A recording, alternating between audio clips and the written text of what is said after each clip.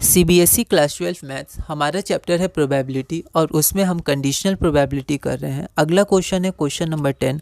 A card is picked at random from a pack of 52 playing cards given that the picked card is a queen. मतलब हमें पता है वो picked card क्या है, queen है।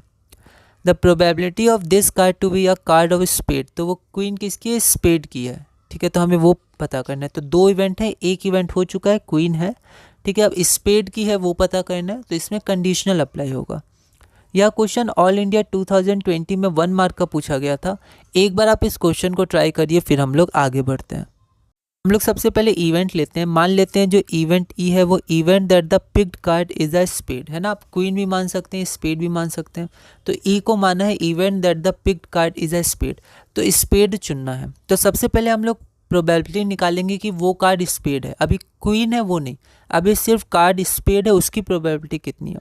तो हमें पता है 13 स्पेड्स होते हैं, स्पेड के कार्ड्स होते हैं। 14 नहीं होते हैं, 12 नहीं होते हैं, तो आप ध्यान से 13 लिखिएगा, है ना। और ये 13 हो गया, हमें स्पेड के कार्ड चाहिए। तो हमारे लिए जो रिक्वायर्ड आउटकम या फेवरेबल आउटकम 13 हो गया। टोटल कितना है सैम्पल स्पेस, तो 52 कार्ड्स है, तो डिवाइडेड बाय 52 तो 1/4। अब दूसरा इवेंट लेते हैं कि event that the picked card is a queen. तो अभी सिर्फ क्वीन निकालेंगे, स्पेड की है या नहीं वो नहीं। तो क्वीन, तो number of favourable outcomes F event है, तो 4 क्वीन होती हैं। 52 कार्ड्स होते हैं, तो 4/52 1/13। ठीक है, तो यहाँ पर हमारी प्रोबेबिलिटी कितनी होगी, 1/13। ठीक है, तो इसको हमने इक्वेशन 1 माना था, तो इसको हम लोग इक्वेशन 2 मान सकते हैं ना, वरना वो छूट जाएगा इक्वेशन 1 बीच में। ठीक है, और यूज़ भी नहीं होगा। और probability of E intersection F, E intersection F कितना होगा, तो ई इंटरसेक्शन एफ हमारा 1 ही होगा। मतलब कि वो स्पेड भी हो वो कार्ड और क्वीन भी हो, तो ऐसा सिर्फ एक ही कार्ड है जो स्पेड भी है वो और क्वीन भी है। तो ई इंटरसेक्शन एफ आपका 1/52 हो जाएगा, सिर्फ एक ही कार्ड आएगा। ठीक है, तो ये हो गया। इसको 3 मान लेते हैं ताकि हम लोग यूज़ कर पाएँ। ठीक है, या तो आप किसी को मत मानिए, इसको भी मत मानिएगा, तो कुछ नहीं मानना पड़ेगा। पर एक मान लिया तो आप एक दो और मान 2-3 और मान लीजिए ताकि आप लिख पाएँ। तो रिक्वायर्ड प्रोबेबिलिटी क्या हो जाएगी, probability of event E when F has already occurred. मतलब प्रोबेबिलिटी कि वो कार्ड स्पेड का है, जब हमें पता है एफ हो चुका है, मतलब एफ क्वीन है ये पता है, तो स्पेड का उसकी प्रोबेबिलिटी क्या होती है, तो probability of E intersection F divided by probability of F. तो फ्रॉम 3 1/52 एंड फ्रॉम 2 1/13, ये हो गया। ठीक है, तो यहाँ पर आप लिख सकते हैं फ्रॉम 2 एंड 3, फ्रॉम 2 एंड 3 ना, अपने हिसाब से आप मॉडिफाई कर सकते हैं आंसर को। Therefore the required probability is 1/4, जो हमारा रिक्वायर्ड आंसर है। ठीक है, तो ये हमारा हो गया क्वेश्चन नंबर 10। तो ये हो गया हमारा क्वेश्चन नंबर 10 में आंसर आ गया 1/4, तो 1/4। इसको आप ऑप्शन यहाँ सी लिख सकते हैं, ऑप्शन सी। अगला क्वेश्चन है हमारा question number 11। 2 coins are tossed simultaneously, the probability of getting 2 heads. ठीक है, if it is known that at least 1 head comes up is 1/3। तो 2 टॉइन्स को साइमल्टेनियसली टॉस किया गया।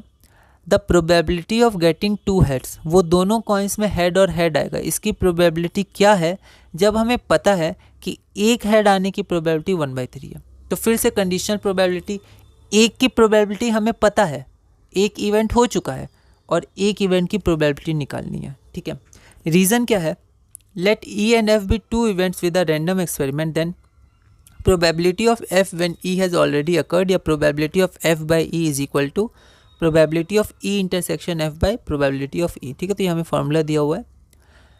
यह क्वेश्चन सीबीएसई 2023 में 1 मार्क का पूछा गया था। एक बार आप इस क्वेश्चन को ट्राई करिए, फिर हम लोग आगे बढ़ते हैं। अब यहाँ पर 2 कॉइन्स को हमने साइमल्टेनियसली टॉस किया। तो पहले देखते हैं सैम्पल स्पेस कितना है, ताकि हम लोग प्रोबेबिलिटी निकाल पाएँ। ठीक है, तो सैम्पल स्पेस क्या हो सकता है, 4 हो सकता है, या तो दोनों में हेड आए, एक में हेड एक में टेल, एक में टेल एक में हेड, या दोनों में टेल। तो सैम्पल स्पेस हमारा 4 हो गया। ठीक है, अब हम लोग एक इवेंट को मानते हैं प्रोबेबिलिटी ऑफ गेटिंग 2 हेड्स, क्योंकि हमें चाहिए 2 हेड्स। तो 2 हेड तो एक ही बार आता है ना, और 4 में तो 1/4 हो गया। Probability of getting at least 1 head.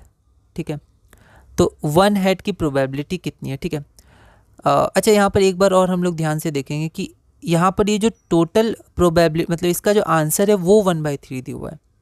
एक हेड आने की प्रोबेबिलिटी 1/3 नहीं दी है ना, तो सही नहीं मैंने बोला। यहाँ पर एक हेड आने की प्रोबेबिलिटी तो हम लोग निकालेंगे, जो कंडीशनल प्रोबेबिलिटी का आंसर दिया है वो 1/3 दिया हुआ है, ठीक है। मतलब probability of getting 2 heads if it is known that at least 1 heads come up, फिर कॉमा है, मतलब यहाँ थोड़ा रुकना है। मतलब इसकी प्रोबेबिलिटी कि 2 हेड्स आएगा जब ये पता है कि 1 हेड आ चुका है, ठीक है। मतलब ये पता है कि एक हेड आ चुका है, तो प्रोबेबिलिटी बताइए कि दूसरा भी हेड ही आएगा, उस टोटल की प्रोबेबिलिटी 1/3। मतलब आंसर जो दिया है कंडीशनल प्रोबेबिलिटी का वो दिया है 1/3। सिर्फ 1 हेड, एक हेड आएगा उसकी प्रोबेबिलिटी 1/3 नहीं, यहाँ कॉमा है, ठीक है।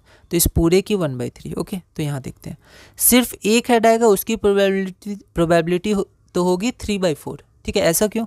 ऐसा इसलिए क्योंकि अगर हम लोग अपने सैम्पल स्पेस में देखें तो वो क्या है, हेड हेड, हेड टेल और टेल हेड, 3 फेवरेबल आउटकम्स है और टोटल आउटकम 4 है, तो 3/4, ठीक है। अब हम लोग निकालते हैं रिक्वायर्ड आंसर और पता करते हैं क्या वो रिक्वायर्ड आंसर 1/3 है। तो देखते हैं, probability of A by B, ठीक है। मतलब प्रोबेबिलिटी ऑफ ए मतलब प्रोबेबिलिटी ऑफ गेटिंग 2 हेड्स, और बाय बी है मतलब बी हो चुका है, मतलब ये पता है कि एटलीस्ट 1 हेड आ चुका है, एक हेड आ चुका है, तो दूसरा हेड कब आएगा। तो इसकी प्रोबेबिलिटी होती है probability of A intersection B divided by probability of B. A intersection B क्या हो गया, ए इंटरसेक्शन बी आपका देखिए क्या होगा। तो ए क्या है, getting 2 heads and getting at least 1 head, तो एक ही है ये, एक ही में एक हेड भी है और दूसरा भी हेड ही है, तो 1/4 हो जाएगा A intersection B.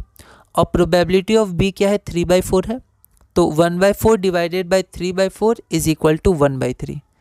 Since the probability of A intersection B is equal to 1/4, therefore both assertion and reason are correct and reason is the correct explanation of assertion, क्योंकि यहाँ पर फॉर्मूला दिया था जिसको हमने यूज़ किया है, ठीक है।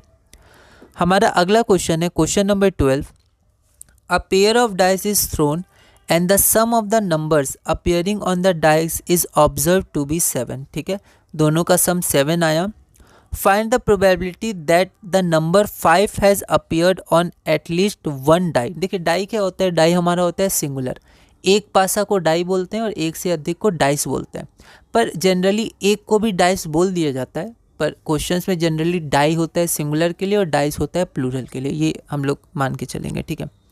तो एक पासा है तो एक पासा में 5 नंबर आना चाहिए।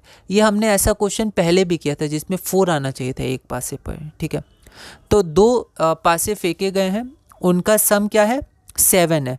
तो हमें पता है appearing on the dice is observe to 7, तो एक इवेंट हो चुका है, 7 आ चुका है। अब आपको बताना है प्रोबेबिलिटी क्या है कि दोनों में से एक में 5 अपीयर हुआ है, तो कंडीशनल प्रोबेबिलिटी का क्वेश्चन है।